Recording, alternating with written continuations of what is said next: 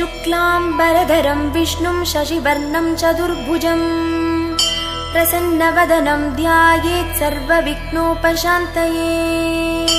व्यासं वसिष्ठनप्तारं शक्तेः पौत्रमकल्मषम् पराशरात्मजं वन्दे शुकतातं तपोनिधिम्। व्यासाय विष्णुरूपाय व्यासरूपाय विष्णवे नमो वै ब्रह्मनिधये वासिष्ठाय नमो नमः। अविकाराय शुद्धाय नित्याय परमात्मने सदैकरूपरूपाय विष्णवे सर्वजिष्णवे।